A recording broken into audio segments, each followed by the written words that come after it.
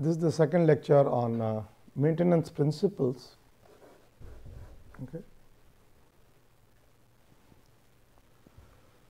So, I am first going to talk about the different aspects of maintenance, and then as you all obviously know, what is the benefit of maintenance, because at the end of the day, when an industry has put assets in operation, they would like to know the life regarding the life of their assets in the sense being machines, because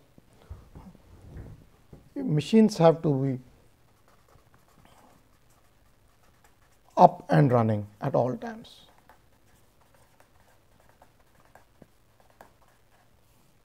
And that is the objective of machine maintenance.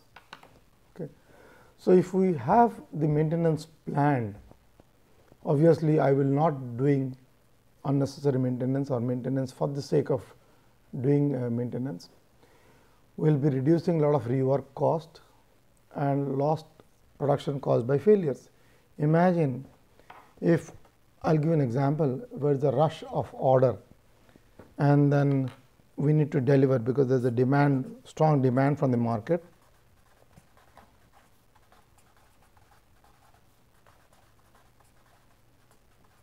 So, if we sell more, we are going to make more profits, but immediately if your machine was not maintained, what would happen?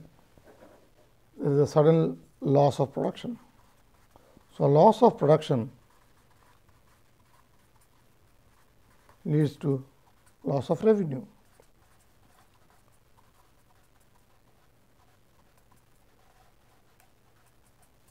So, we need to be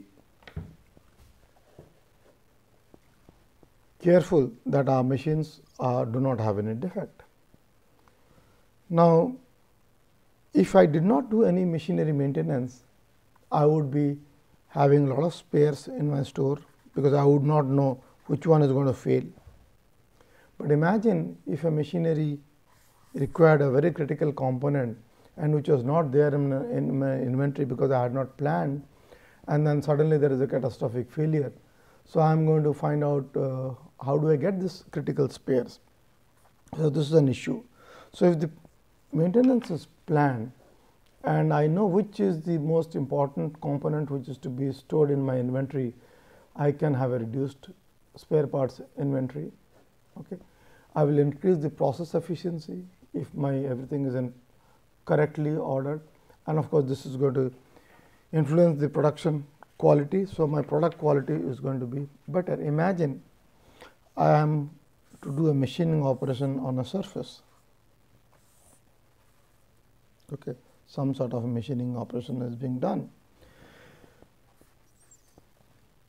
If this tool was blunt, because it was never changed, because it was never monitored, so this is going to affect the surface finish.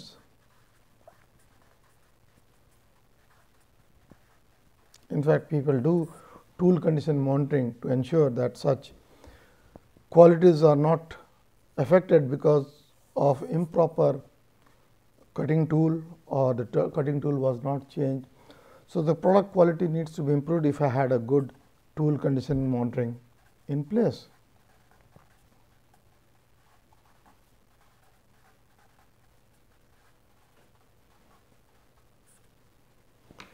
Of course, this would then obviously lead to increasing the overall life of plant systems, including production capacity. And of course, if the maintenance is planned, I am not doing any unnecessary maintenance, it will overall reduce the maintenance cost and operational overall profit, because any company or industry, they would like to make profits. So, their production cost should be a minimum,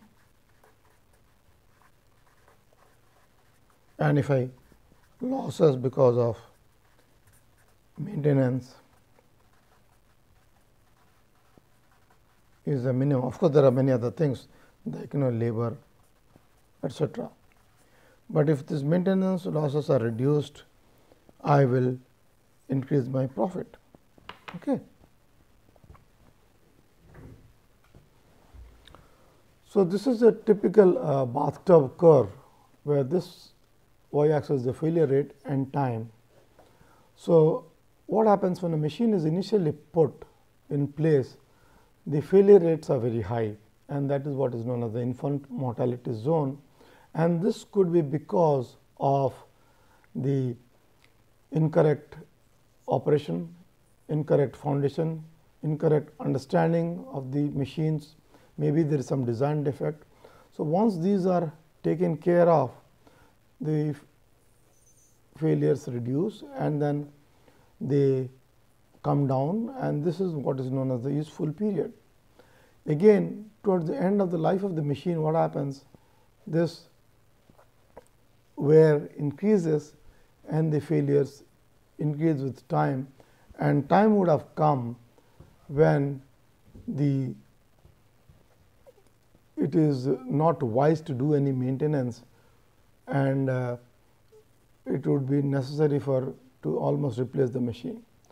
So, this machine's availability is defined something as the uptime is the period in this green divided by the total time, which is known as the uptime plus downtime. So, in CBM we always make efforts to increase the machine's availability, and this is only done by increasing the wear out useful period, increasing the useful period. So, all the efforts which we are going to give to maintenance is only to reduce the machine's downtime and then increase the machine's availability, and this is known as the typical bathtub curve. Well, there are different techniques of maintenance available to us today. One is the periodic maintenance, another is the condition based maintenance, and the reactive maintenance. So, periodic maintenance is something which is known as also known as preventive maintenance, that religiously, without implementing any sensors on the machine, we religiously do a service or maintenance of the machine. For example, I will give an example is the oil change which we do it in our vehicles, be it a two-wheeler or a three-wheeler or a four-wheeler. We go every 5,000 kilometers, if the OEM manufacturer has told that you go and change the oil, we go and change it, whether we do not care whether the oil is good or bad. Okay. Of course, things today are changing, that in many of these automobiles they have what is known as an onboard diagnostic module. So, we will do maintenance only when the system tells us to do maintenance. Okay. Particularly in the defense applications where CBM where periodic maintenance is done, there we always ensure that religiously we maintain our systems, so that they will perform whenever they are called for. For example, a field gun.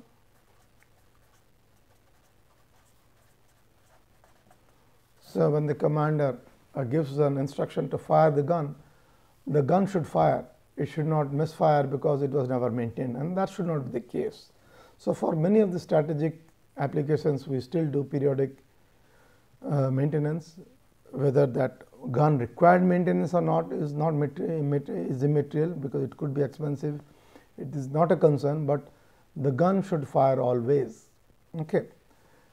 As opposed to today in the industry, we do what is known as predictive maintenance. We will understand the machine's present health condition. So, this is my machine. So, I will put a transducer on this machine and then get some signals in the time domain, some signal, analyze the signal, and then try to find out from a signal analysis what is the machine's conditions.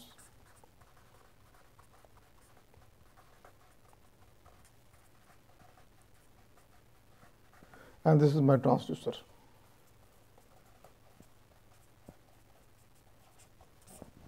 Okay. This is what is actually done in CBM, or known as condition based maintenance. And in fact, in this course on machinery fault diagnostics and signal processing, we will be actually talking about how CBM is done. We will talk about these transducers, what kind of signals, what kind of analysis needs to be done. So, this is what needs to be studied in this class. Okay. And then there is the third type of maintenance, is what is known as reactive maintenance. Reactive maintenance is a maintenance when we do no maintenance at all. We will only maintain it when it has failed. Okay. Maintenance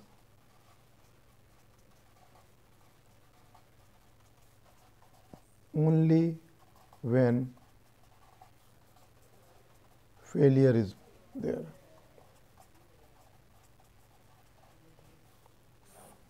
Okay. Imagine, I will give you an example. Say we have a, I always give this example in my class. So, we have a large steel plant, okay, where the critical component is the blast furnace. Okay. I need to maintain that blast furnace with all my resources, best resources available. But that same amount of effort which I have given to the blast furnace, obviously I will be never giving that kind of maintenance efforts to the maybe the water cooler in the cafeteria of that steel plant. Okay. I can afford to not maintain the water cooler. Of course, I have to make sure the water quality is good, but in terms of if the water cooler has failed, I did not revive it, I did not replace the compressor, it would not be wise. I can just go ahead and replace the water cooler, and that is an example of a reactive muffler. I will give another example. We all use a ball pen, some sort of a pen. We never try to maintain to find out how much ink is left in the jotter of this pen. If the refill is exhausted, we get a new refill, and that is kind of example of reactive maintenance, because the pen is out of the refill, refill is exhausted, we replace the refill. Okay.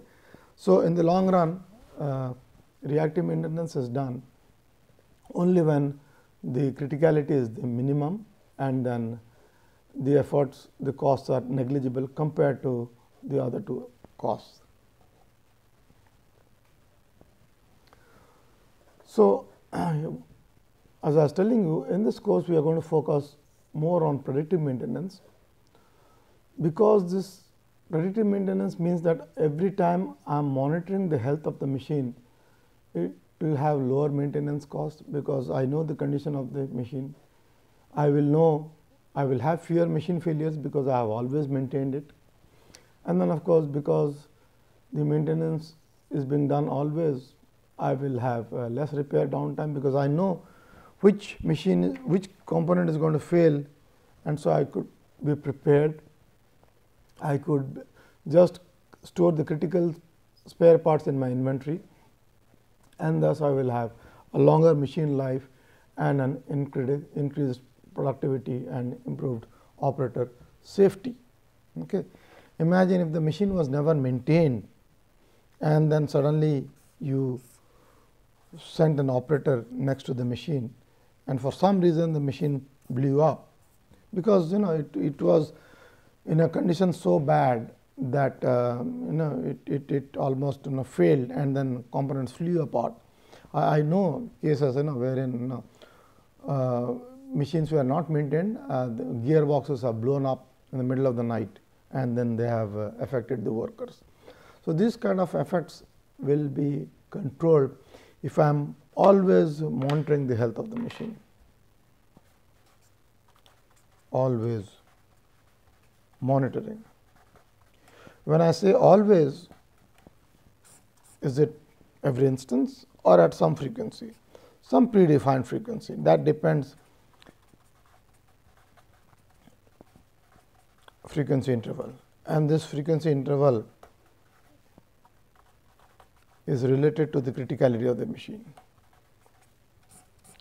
For example, a patient in ICU is always monitored around the clock 24/7. Okay. But on a patient in a normal bed, maybe the doctor visits twice or 4 times every day. So, you can understand, depending on the criticality of the machine, this frequency interval can be changed on which we are monitoring the health of that machine. I will give you an example as to which one is beneficial in the long run. We are comparing here predictive maintenance and preventive maintenance. As we start in day 1, the predictive maintenance, there is a high involvement of the capital equipment cost. This is an example which I am giving you. Initially, I have to invest 5 lakhs, and this could be towards what is known as the additional transducers and sensors which has to be put, okay, as opposed to no transducers put in the preventive maintenance. So, initially at the beginning of the year, I would have invested nothing in the case of preventive maintenance, but I would have already incurred an additional 5 lakhs. Now, just as an example, for each downtime of the machine, the repair and the labor cost per shutdown for repair, if it is 50,000, it is same for both the cases. So, if I first look at the preventive maintenance, assuming I do regularly 4 shutdowns a year, every quarter there is a shutdown. So, in the first year I would have spent about 2 lakhs for doing preventive maintenance. At the end of 10 years I would have spent 10 times 2 lakhs, 20 lakhs. At the end of 20 years I would have spent 40 lakhs on that same machine if I was doing preventive maintenance. But if you look at the predictive maintenance, because as I was telling you, predictive maintenance will only be done, maintenance will only be done when the signals are analyzed and we have come to a conclusion that a machinery maintenance needs to be done. Okay. And then at the end of 20 years, I would have only spent 7,50,000 because there is an assumption that there are only 5 shutdowns between the first and the 20th year. This is a figure which has been obtained from industrial surveys. So, you see at the end of 20 years, in the long run, by predictive maintenance or condition based maintenance, I would have only spent 7,50,000, whereas by preventive maintenance I would have spent only 40 lakhs.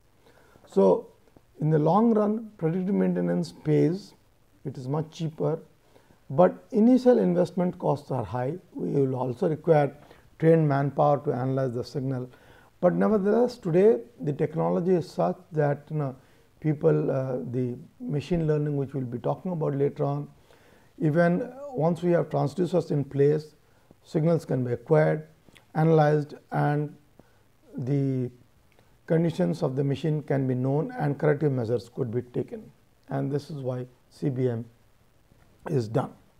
But as I was telling you right in the first class, what are the different techniques of predictive maintenance or condition based maintenance available to us today?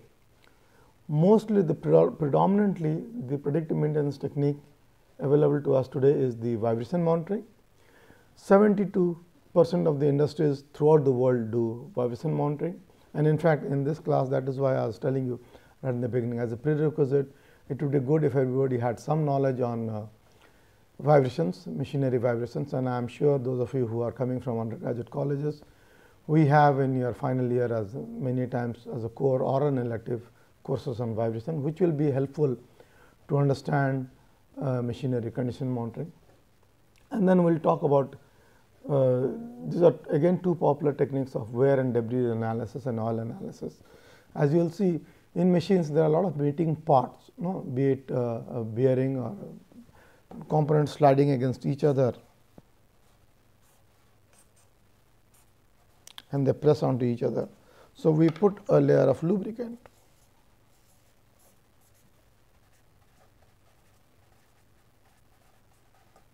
So, because of these forces, particles will get worn out and get deposited, and the lubricant also gets contaminated.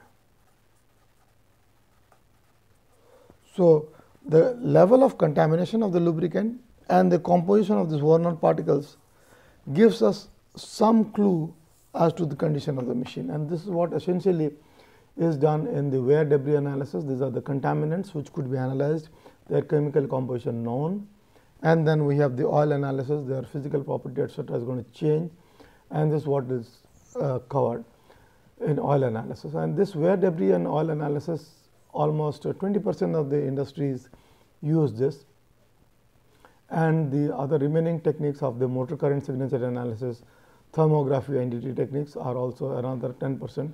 As I was telling you, motor current signature analysis is any electrical motor which is driving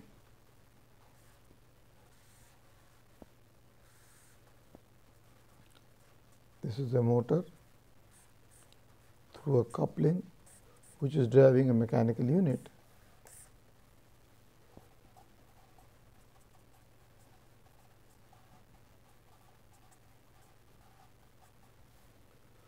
So, if a fault occurs in this mechanical unit, I could understand by analyzing the motor current.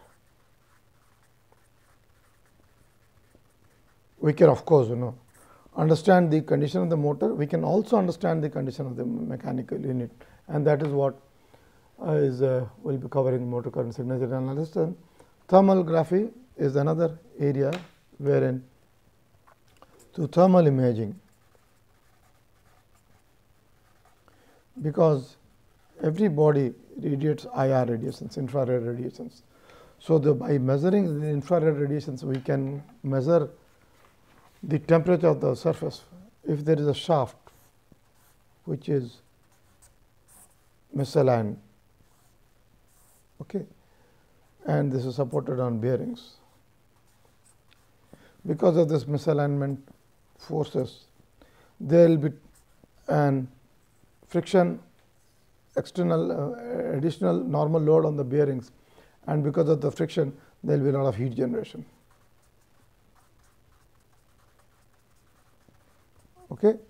And this heat generation can be measured through IR radiations. So, this thermography gives us an indirect measure to find out the condition of the machine. And then we have another technique which I was telling you, NDT techniques. There are all different types of NDT techniques like ultrasonics, eddy current, X-rays, acoustic emission. These are not so much used for online health monitoring or online condition monitoring, but they are actually used for quality checks on the type of welds. Many of the nuclear reactors, when the components are welded, they have a lot of redundant checks by ultrasonics, by X-rays etc., boiler tube conditions, thickness measurements, internal crack detections. So, these are some areas or structures which are done by NDT techniques. And as I had told you, in CBM or condition based maintenance, all these written in black, vibration, wear debris, oil, temperature, electric current, process parameters, these are the mechanical parameters which would change with the machine's condition, and we need to put transducers in place to measure the condition of these signals, and then we will be talking about these transducers or equipment later on when we talk about instrumentation. So, we need to study these parameters, first is measure them, analyze them, and come to a prediction of the condition of the health of the machine, diagnose its fault, and so on. But a predictive maintenance system today has a lot of hardware in it. Hardware are essentially the transducers, and then there has to be a automated data acquisition system, so that all the sensors, all the signals from the sensors come into the system, and then there has to be a software. The same system today is being used in the steel plant. The same one could be used in a paper mill, in a cement plant, in a ship, in an aircraft. Of course, automated, because there is a lot of data coming in, there has to be automated data management and trending, and then there will be it has to be flexible, reliable and accurate. So, such software systems are available, and then there are many ISO standards available for such softwares. I will come to these standards later on when I talk about the different softwares used for machinery condition based maintenance. Okay. So, in a nutshell, you know the different techniques of CB maintenance, in particular the periodic maintenance or the preventive maintenance, the condition based maintenance or the predictive maintenance, and then the reactive maintenance or the breakdown maintenance. And this course on machinery fault diagnostics and signal processing will be actually covering what is this predictive maintenance and what are the techniques to measure the signals out of these machines, how to analyze them, and how to come up with solutions to diagnose and perhaps also prognose. So, a predictive maintenance management is a philosophy that uses actual operating condition of the plant equipment and system to optimize total plant operation, and predictive maintenance is a condition based preventive maintenance program. Okay. As opposed to reactive maintenance, we will have high expenses involved, high spare parts involved and so on. So, requirements of a successful maintenance program will have all these features. Okay. So, in the CBM we have machines, transducers, signal conditioners and the signal analysis unit. So, we will be covering this in details, and today CBM is used almost everywhere. Okay. And towards the end of this course, as I was telling you, there are resources available for this course in my book and at this website. Okay. Thank you.